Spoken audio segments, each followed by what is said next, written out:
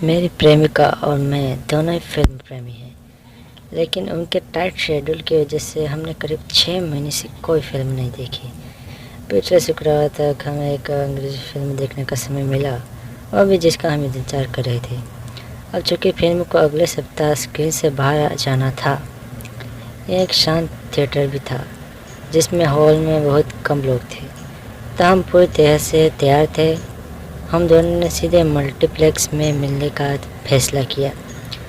Parking में मैंने अपने अभी टिकट निकाला और देखा कि हम किस हॉल में हैं, और मैं अपनी पटरियों पर रुक गया।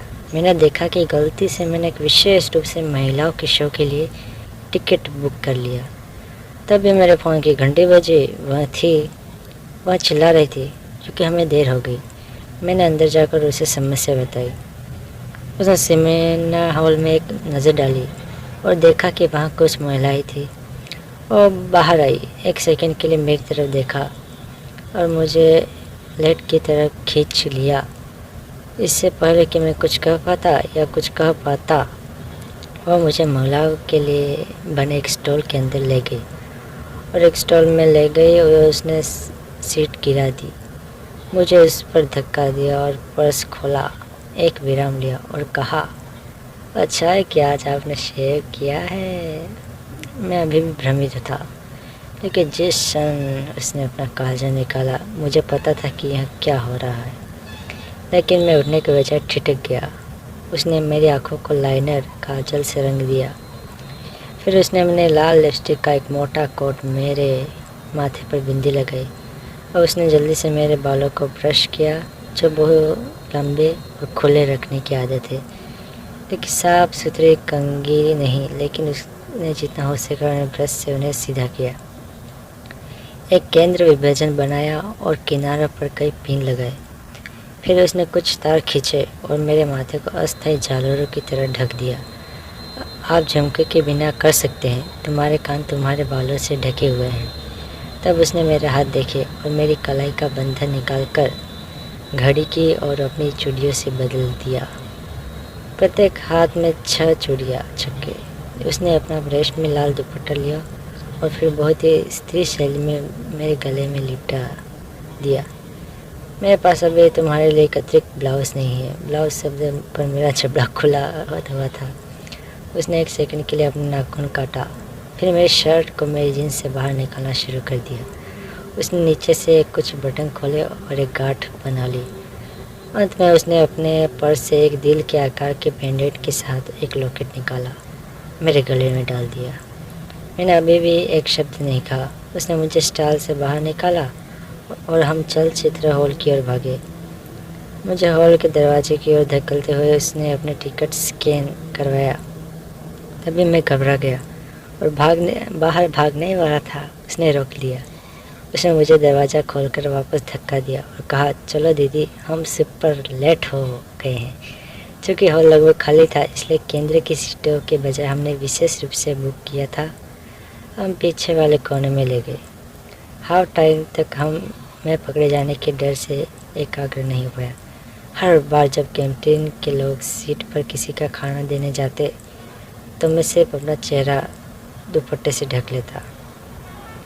फिर जैसे ही मध्यांतर के दौरान रोशनी आई, मेरी गर्लफ्रेंड ने मुझे डरा हुआ अपना चेहरा छिपाने की कोशिश करने देखा, और मेरे थोड़ी से मेरे चेहरे आए छीत कि इससे पहले कि मैं मुझे चुप हो पाता, मैं इधर उधर नहीं देख सकता। लेकिन मुझे यकीन है कि हमने सभी का ध्यान खींचा होगा। उसने मुझे किसके पर रखा, उसकी जीभ पर कठिन जांच कर रही थी, जैसा कि मैंने प्राप्त किया। हम पहले सैकड़ों बार चुमा लिया था, लेकिन यह निश्चित रूप से एक अजीब महसूस कर रही थी।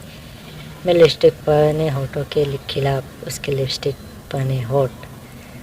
जल्द ही मैं इसमें था। फिल्म दोबारा शुरू होते ही लाइट बंद हो गई। हमारे होठ अलग हो गए, लेकिन हमारे हाथ नहीं लगे। अब मुझे बिल्कुल नहीं पता था कि स्क्रीन पर क्या हो रहा है। दूसरा भाग चलता रहा। उसका हाथ पीछे से मेरे सीने के बाईं ओर आता। वह साथ खेलते और निचोड़ के अगर मैं एक महिला और बाहर में शिकायत की होगा। उसके दाहिने हाथ मेरे चेहरे के करीब खींच लिया। वह मुझे फैशन में फिर से चुभना शुरू होगा। जब फिल्म अपने चरम कस के करीब पहुंच रही थी, उसने मेरी शर्ट के बटन खोलना शुरू कर दिया, फिर उसे भी खोल दिया। जल्द ही मेरे हाथ में उसके वो से प्यार करने लगे। मैं एक संवेदी भी भार में था। आगे जो कुछ भी हुआ मैं सिर्फ वजीकरण कर सका। मुझे बस इतना याद है कि फिल्म ख़त्म हो गई, रोशनी आ गई, हम बाहर आ गए और जैसे ही हम कार पार्क की ओर चल रहे थे, मैं आसपास के लोगों से कुछ घूर रहा था। मेरा हाथ मेरी जेब की चाबी के लिए गया, लेकिन वे गायब थी। मुझे पीछे से कुछ चिंगलिंग की आवाज़ सुनाई दी। जब मैं मुड़ा तो देखा कि मेरे चेहरे के सामने चाबियाँ लटकी हुई है।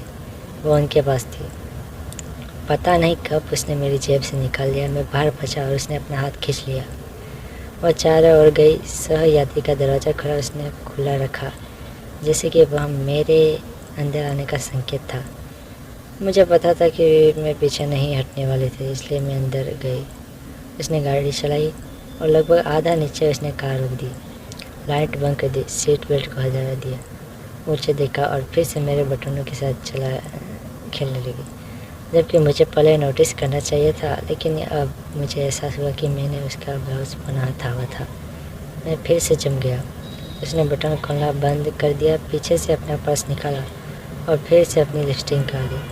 मुझे फिर से वही रसीले होठ दिखाओ सुंदर। मैं मना करना चाहता था, लेकिन मैं चिल्ला रहा था। उसने मेरे होठों को कुछ कोट दिया और लिपस्टिक को कैप करने की भी परवाह नहीं की। उसने उसे गिरा दिया और अपने हाथों से मेरे काल्पनिक वो मुखर मेरे होठों पर होठों और मुंह में गरी जीभ पर किस किया। पार्ट 2 में जल्दी आएगा। अगर आपको ये कहानी अच्छी लगी तो प्लीज़ मेरे चैनल को सब्सक्राइब कर दीजिए और कमेंट करके मुझे ज़रूर बताइएगा कि आपको यह कहानी कैसी लगी। पार्ट 2 बहुत मज़ेदार होने वाला है। अगर आप देखना चाहें प्लीज़ सब्सक्राइब कर दीजिएगा।